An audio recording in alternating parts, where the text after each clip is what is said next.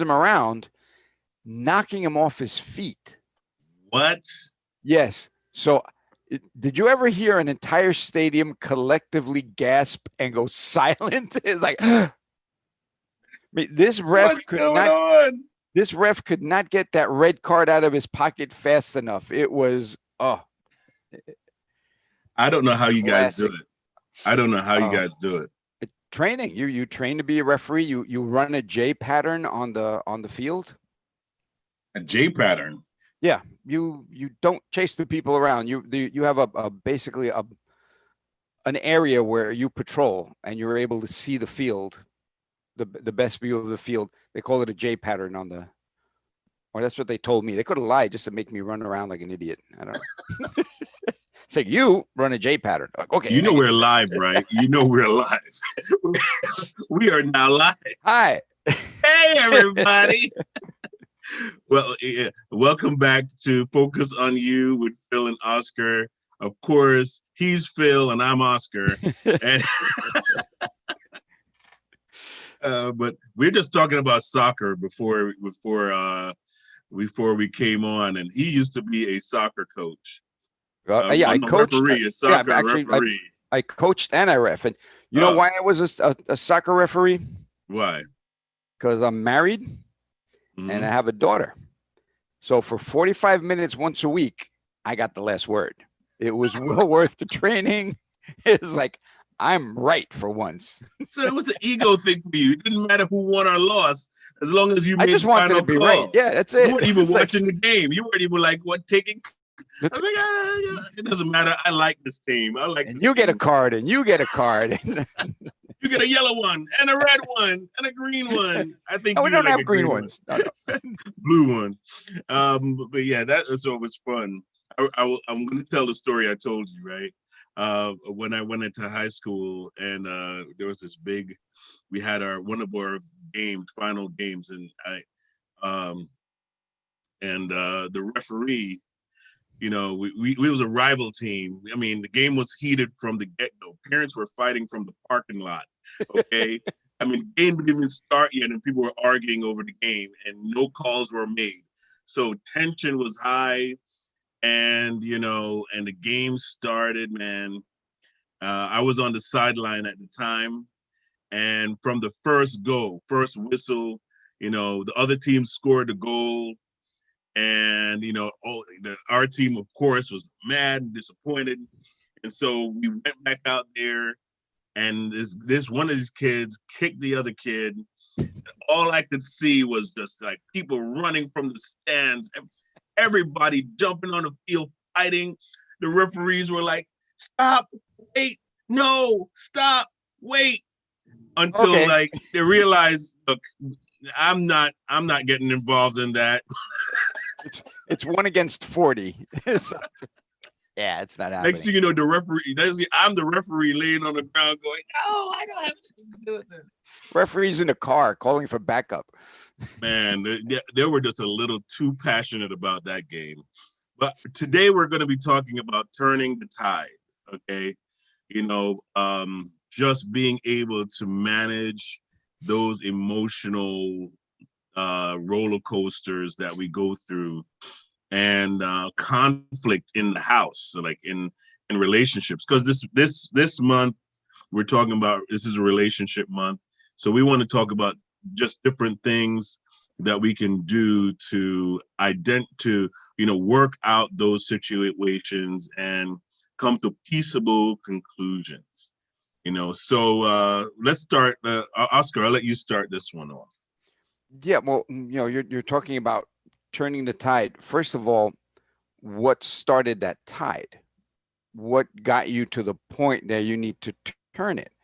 And if we can see a pattern happening, and it's like, okay, this is happening again, and this is going to escalate. Like you saw the pattern in the parking lot. There was already problems. There was already tension. That that game's not going to end well because the problem's coming in, and it's just going to escalate. So before you turn the tide, you have to go back to the parking lot and say, all right, we're going to be nice, and we're just going to play this game and let it play out. But if you come out of the parking lot already heated, and you come into a relationship already with problems, it's not going to end well. So how do we, when I'm looking at turning the tide, just set it back to what caused the problem? What there had to be a misunderstanding there somewhere, because nobody goes into a relationship saying, I'm going to screw up this relationship, but it ends up happening. So, well, okay, so truth is dysfunctions we bring dysfunctions into our relationships. mm-hmm. First of all, so anybody who's single out there, let me tell you something. No matter what the guy or girl tells you, they have got some dysfunctions going on. So all of us have issues that we have to deal with. None of us are perfect. Well, Are you sure? Well, let me think about that. Yeah, no, Yeah. I'm right. I mean, Well, no matter how we think we are, right? When they say, yeah, he came from a dysfunctional family, I'm like, yeah. Every family. You've never had Thanksgiving at the house. About 3 hours later, all hell breaks loose. No, but it's always that uncle. There's always that aunt. There's always that nephew. There's always that cousin that kind of stirs it up. Everybody's kind of wondering, where did he or she come from? Yeah. Let's trace the family tree. Let's do a DNA on this guy, because well, I hate to say that, but I'm that guy that will come in and just throw a hand grenade in and walk away and watch it go off. Yes. What? I didn't do that.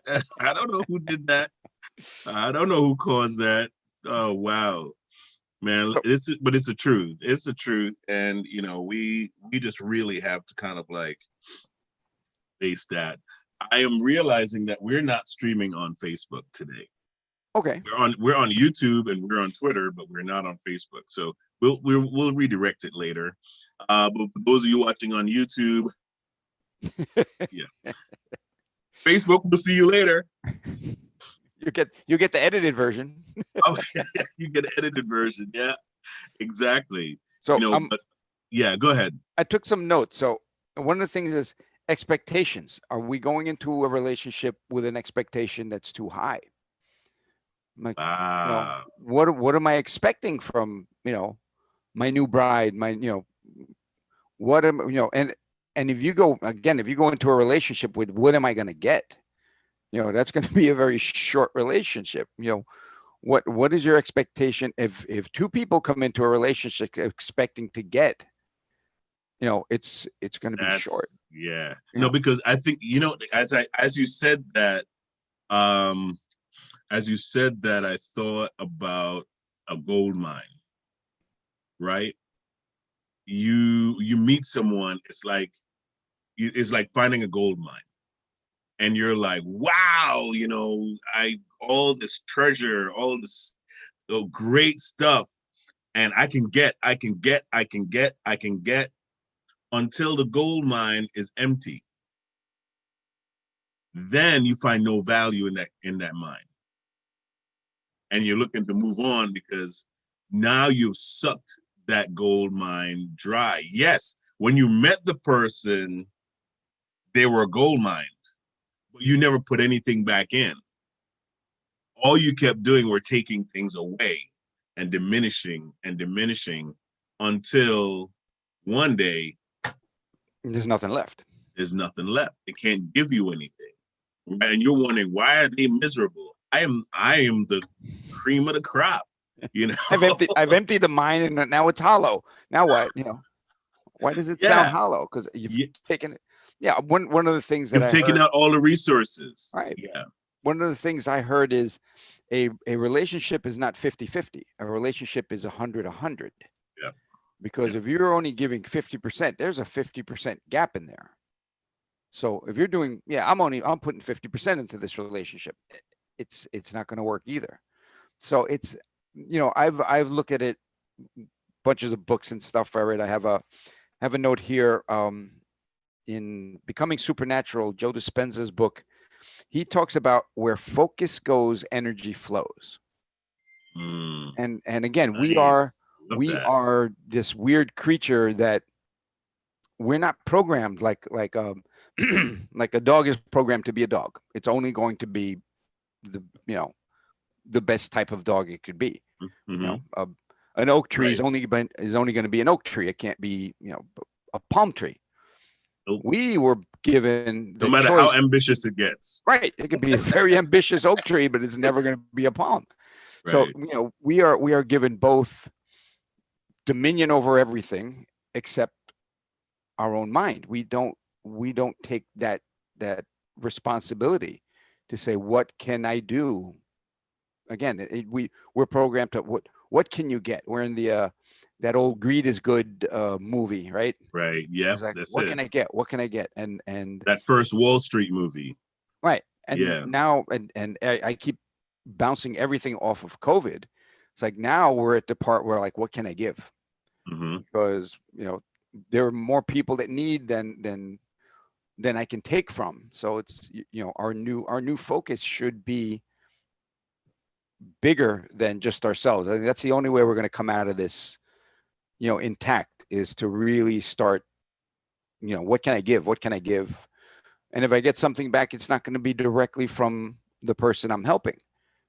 Put that out to the universe. What can I give? And then it'll come back sooner or later. You know what, man? Listen, you know what? It's like this, right? And this is just how I think of it. This is how, based on my studies, what I've learned about giving is that giving is never self-implemented, right? You don't give it to yourself and you give it, you get, right? You have to really give into something else in order to get, right? And that's just how giving works, right? Because you can't demand something back when you haven't put anything out there. Go try that at And the bank. I'm opening an yeah, account oh with yeah, zero. I want to I'm open an here to account. make a withdrawal, please. I want to open an account. How much money you want to put in? Oh no, I just want an account and I want to take money out. It's like, Right, yeah. you didn't put anything in. You can't get anything out. And that is the rule of the system within the universe. God made it that way. He made it where, and of course, I'm going to go based on what I scripturally, right? But it's like, whatever you sow, that you reap. And tithing, Okay, that's give life. away. You That's have to, life. But right. but you look, but like you said this before, there are so many writings out there that confirm. I mean, ancient writings, we call them like ancient writings and culturals and stuff, but it's almost every principle, every foundational principle of wisdom says It's you a have to universal give truth. something Right. to get something. Farming. I mean, the basic principle of farming, you got to put a seed in the ground in order to get a tree.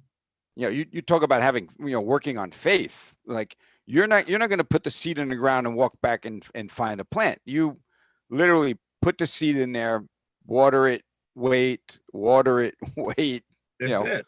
ooh, it's coming up. And as soon as it comes up this far, a rabbit comes by and eats it. So it's, so you really, you have to go on faith that you're giving, and Hey, you get something back. Sometimes you do, sometimes, like I say, sometimes you're the windshield, sometimes you're the bug.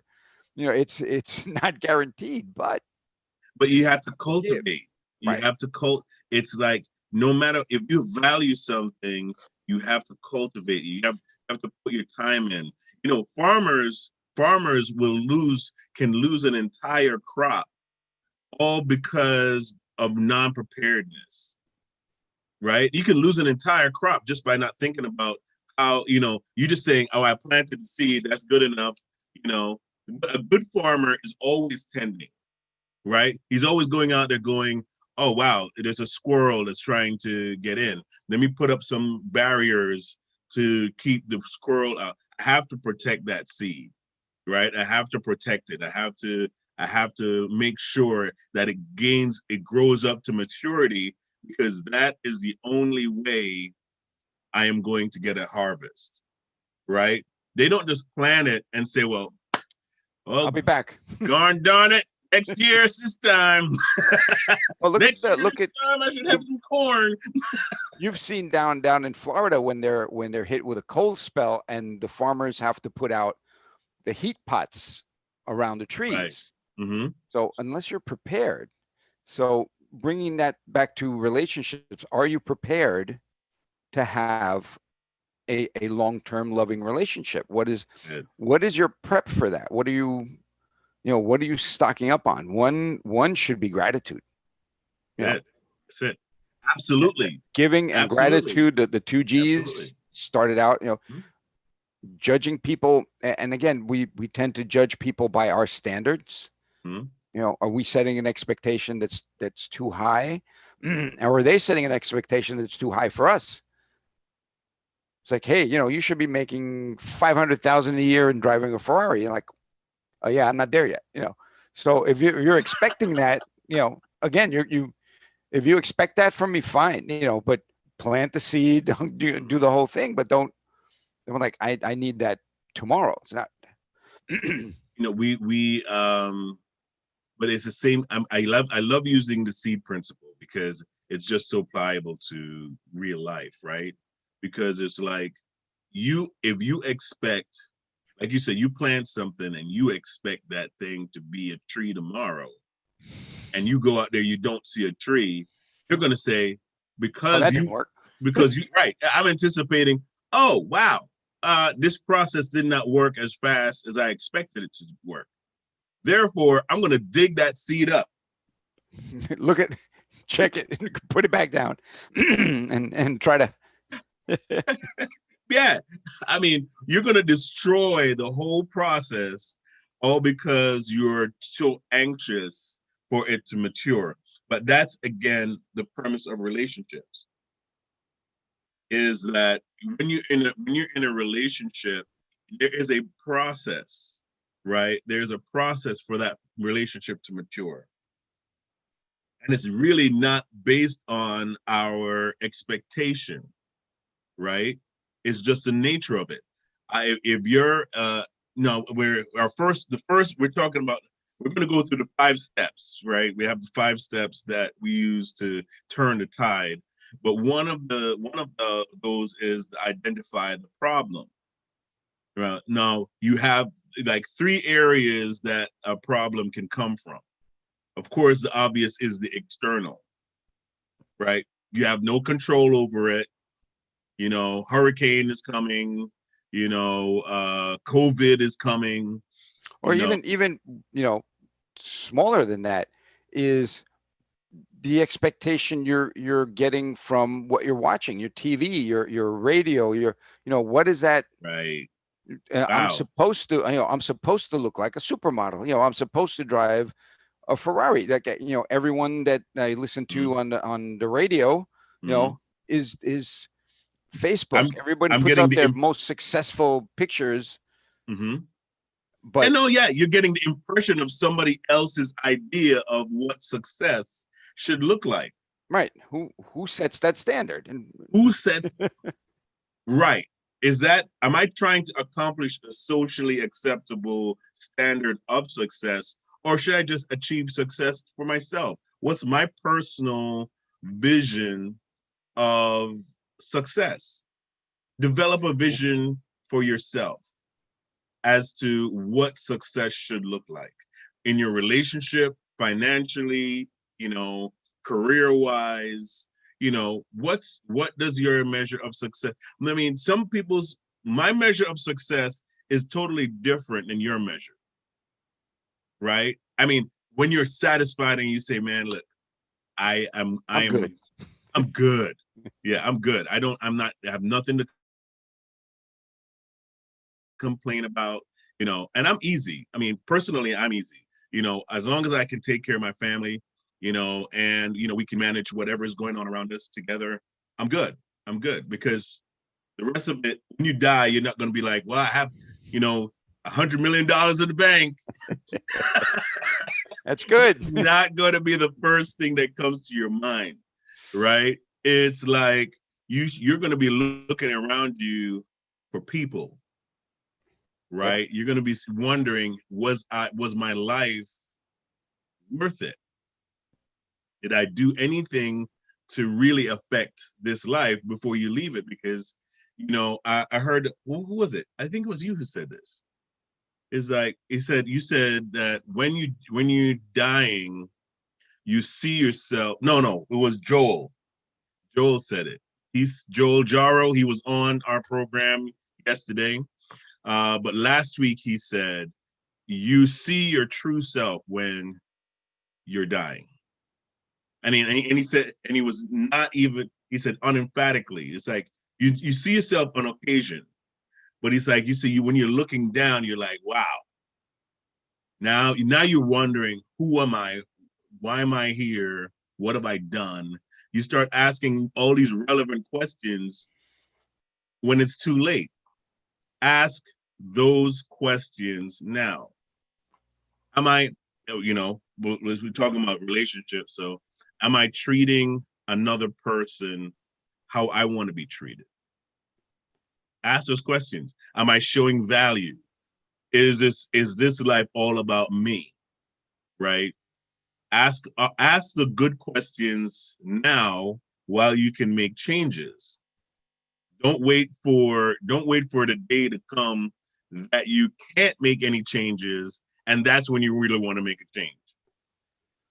There's That's when there's I was looking it up. There's a great book called The Death of Ivan Illich, which is exactly that. He's on his deathbed, is basically his last moments, going through like, what did I do? Did I live up to my potential? What was this life here for? What did I contribute? And right. when you're saying, you have to contribute, and your definition of success, and I got it from Think and Grow Rich and Bob Proctor, that says success is the progressive realization of a worthwhile goal. So as long as you're taking those steps towards a goal, you're successful. Once you get there, that's the problem. People said, like, astronauts that went to the moon. They came back and like, all right, this sucks. What do I do now? I went to the moon. Right. What's the the next step after higher that? step? Like, go to the moon again. I don't, but to set a goal, a realization of what you want, and work towards it is success. So you're like reaching, and that, and I'm finding out that reaching your goal is not really where you want to be, because if you can reach your goal, you set it too low. It was like, oh wow. Well, no, I wouldn't say that. I wouldn't say that. I would say that you set reachable goals to reach your ultimate goal. Right. Because that success ladder. Right, exactly. Because if you set, one thing I realize is that if you set something and you can't reach it, then it becomes frustrating. Right? You get frustrated in the process, and then you go, maybe that's not for, it's not for me. Right? Versus like if you set like these little attainable goals, you find that you feel more motivated the next day, because now I've reached the goals. I've reached the goals that I've been setting, and those little baby steps help you to reach your ultimate goal. It's right? the old how to eat an elephant, one bite at a time. One bite at a time. So I have to remind myself of that on a daily basis, because and you know the deal too. As entrepreneurs, your mind is going, if I don't do this, I will fail. And in failure for an entrepreneur is a non-question. It's how am I going to fail today and learn from it, and as we say, fail forward. Right, absolutely, because we anticipate it. I mean, and that's our strength and our weakness. Is like, when something doesn't work out, what kind of mindset should you have? You should say, the mindset is to turn to tide, is you turn the tide in your mind and you say, I am going to learn from this. Okay, what is the lesson? What did I do wrong? and how do I make those changes? And who knows what's the book I can buy? Right. What's the tape I could listen to? There's so much information out there now. I mean, we have the internet. No need to go to the library anymore.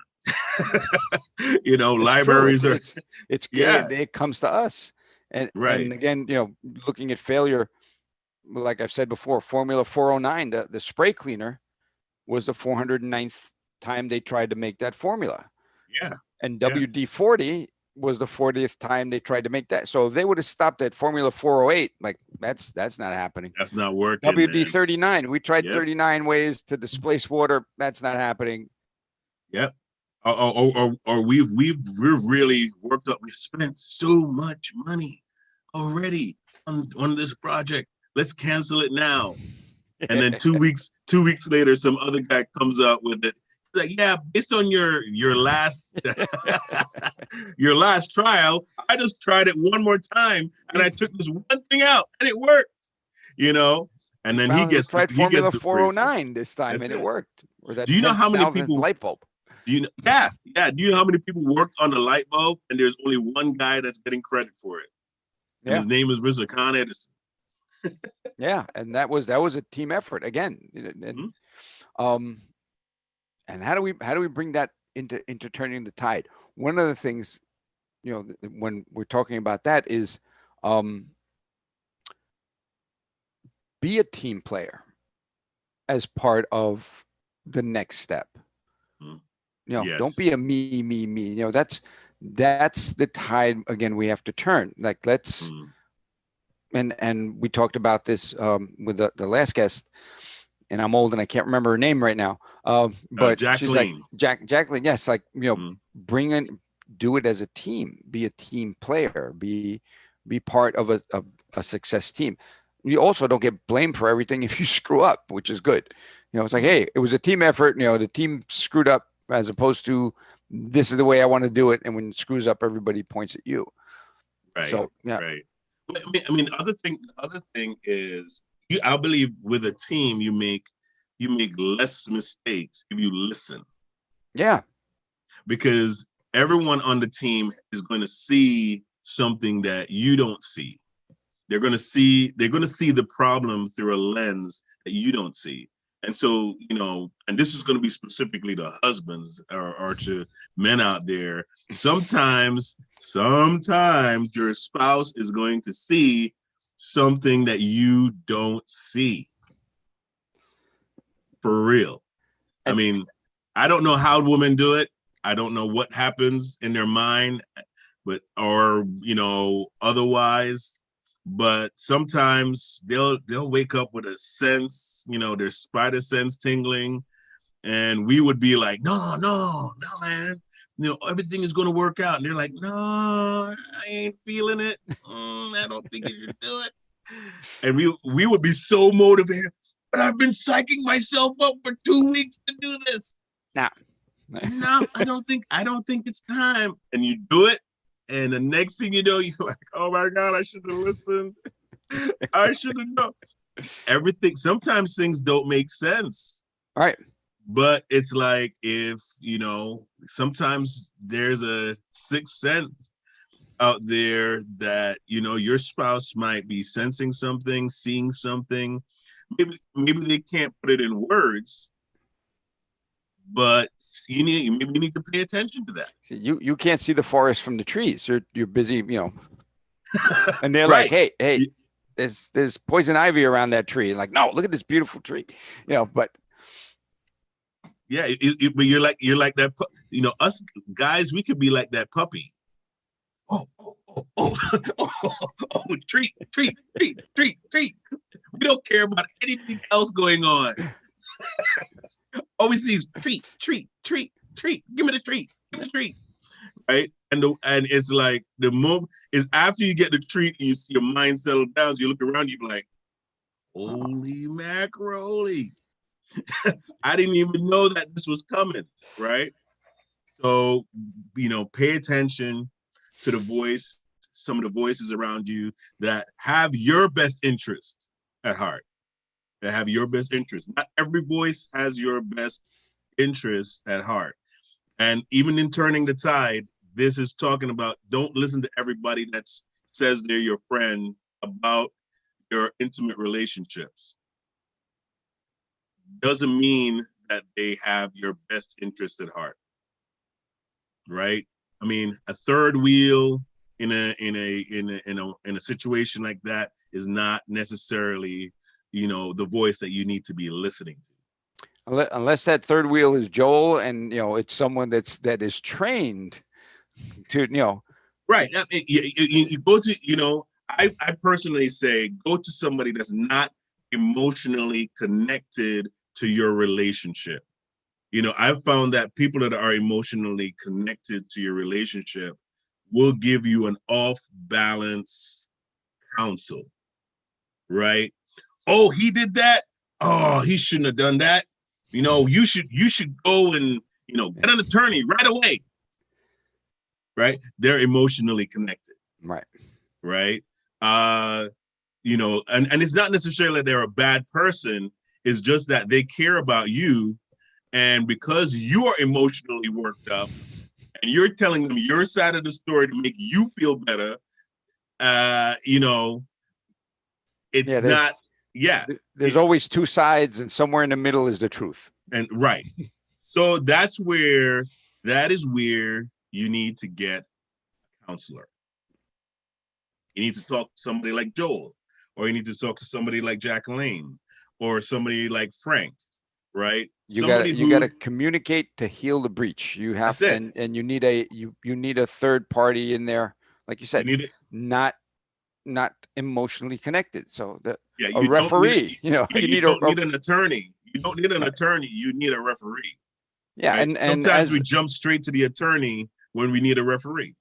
and being a referee, you are dispassionate with the game. And there were times that I had to referee my daughter's team because the referee didn't show up. I had my referee gear in the trunk, so I was like, "Can you ref?" I'm like, "Sure."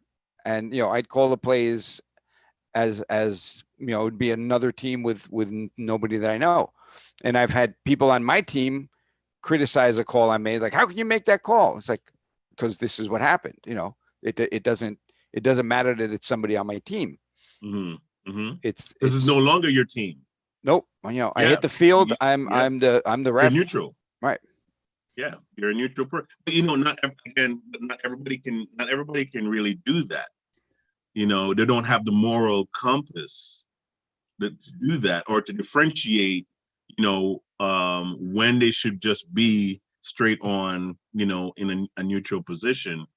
So, but as in saying, just when it comes to, communicating, if you're communicating with somebody that is emotionally attached to your situation, they're not going to give you a balanced counsel. So it's great. You have to get on, get connected with a counselor that's going to hear both sides from a neutral position. And plus you're paying them to be neutral. Right. So, So if they, hey, and one thing I realize about couples too, they could be fighting, they could be disagreeing, and the moment they go into a session with somebody that's not balanced, that's when they leave the counseling session like, I don't like what he said. I mean, either because and they can agree on somebody that's giving both of them. them don't like the counselor. We can Well, agree on that. Oh yeah, I don't like him. I've had people that I know that are police officers that say when they get a domestic dispute call, Mm-hmm. it's like you don't want to go there because Mm-hmm. and one said there was they got called because there was a fight going on in the apartment, and they walk in there and the guy's beating on his wife, and they grab him and they throw him against the wall, and the wife starts beating on the cop saying, "Leave my husband alone." And it's that kind of It's true. yeah. It's true because here's the thing: the problem is never just what you see on the surface. What's going on in people's relationships, they know. Well, here. They honestly know they know what their dysfunction is. I have a really deep feeling that people know what their dysfunction is, but they just have Joel said it, but they just have a hard time facing it.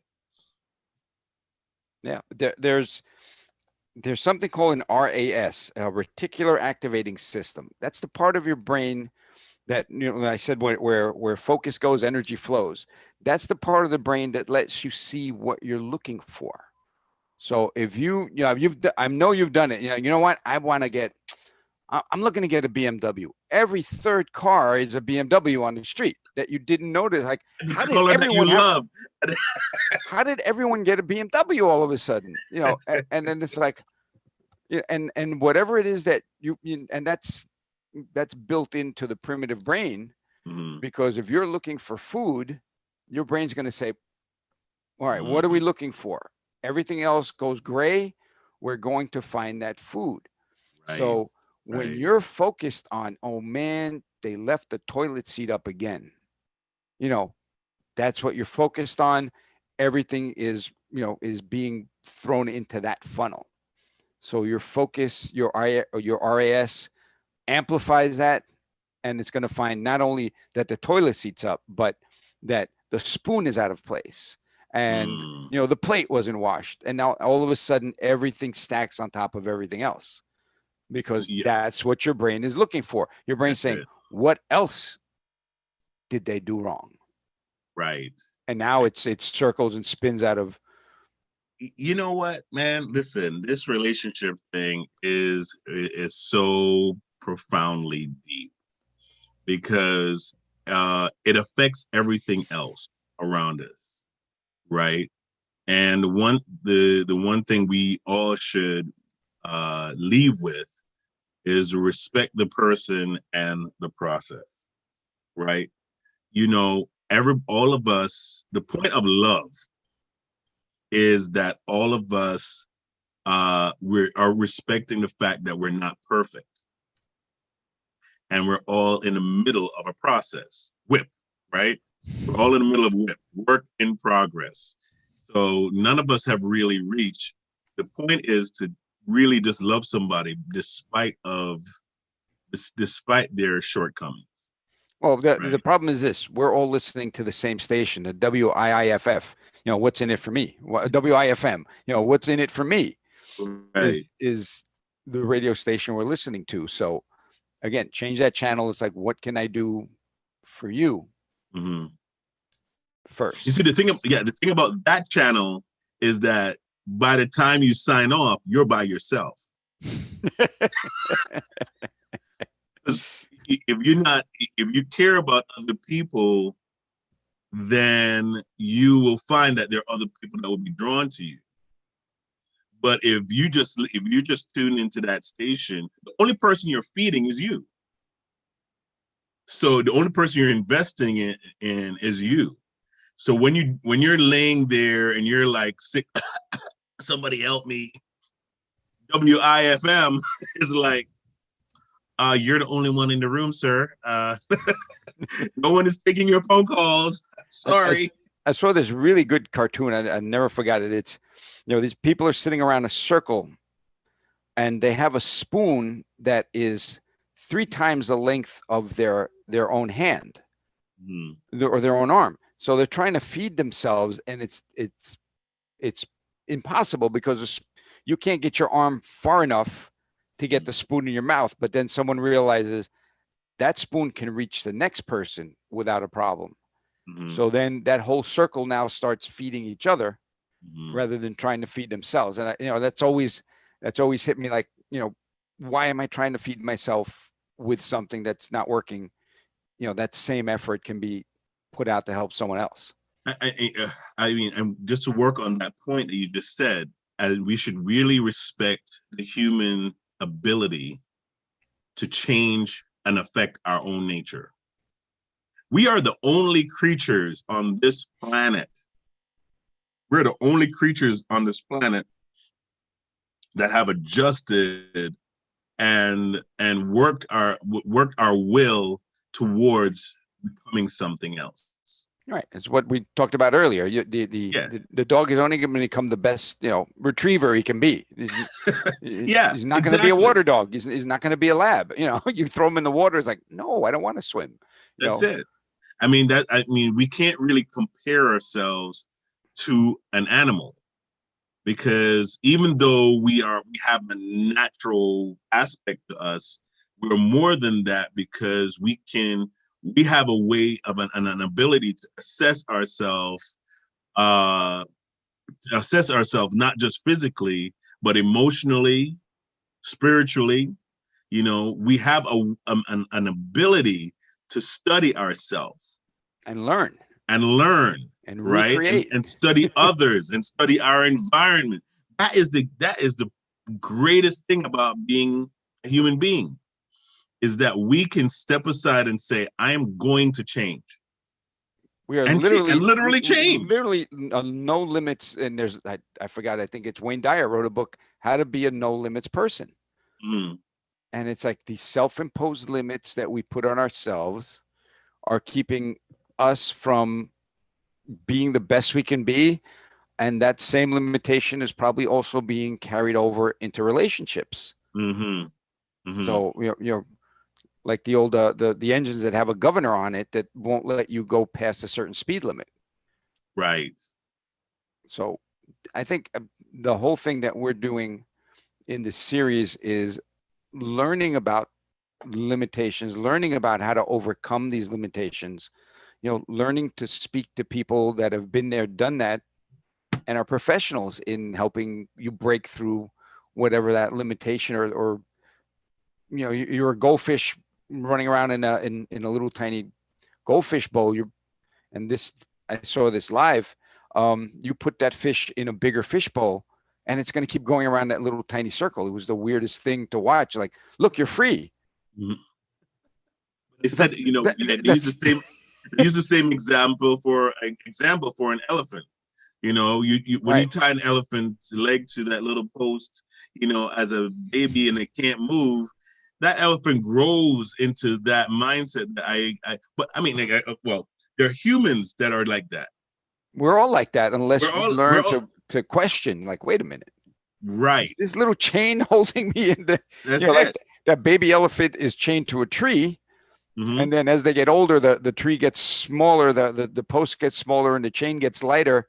Right. But in there, it's like chain post. Yeah, I can't move. But here's the deal: Hmm. if that elephant ever breaks that once, you will It. never get that animal back. Under that chain. They're like, you know, AKA break yeah, that chain. break the chain. But the problem Break the is chain. we Yeah. don't learn as fast as the elephant does. We're given the ability to break that chain, and we go, "Hey, that's a great idea, but I kind of like it." I'm used Oh, to wait a this. minute. I felt safer. I felt safer just being stuck to that Excuse little me, thing excuse me. there. The post came out. Can you put that back in the ground, please? Oh my This is goodness. scary. This is like it's loose. Now what do I do? All right, so we're at the end of our time, but listen, and all of you who are watching, please post your comments, questions, because we want to hear what you have to say. Even if you've had some experiences with, good relationships, bad relationships, kind of, sort of, okay relationships, let us know, because we're going to be going into talking about parenting and all these different facets of relationships. Coming up next is going to be Karen Mayo and Mikhail Fisher from Fisher Fitness, and mindful eating. We're going to be talking about relationship with ourselves and food, because what we eat does affect the way our bodies and our minds work chemically. And so you could be um, balanced emotionally, but the moment your chemicals go off, that's it. You're wondering why you're feeling things that you shouldn't be feeling, and just your sugar might be just driving your body crazy. So we're going to learn more about that coming up next, and we look forward to learning from the team that's coming on next. So we will see you then. Don't forget to tune in, and we will be repeating these programs. So share them with your friends and family. Don't forget about our promotion and about where you can receive a gift of up to $100 or $50 or $150. We combine offers and actually retain the services of those within our network, as well as just watching these programs. We want to give you an opportunity as much as possible. Thanks again for watching Focus on You with Phil and Oscar, and we will see you next week.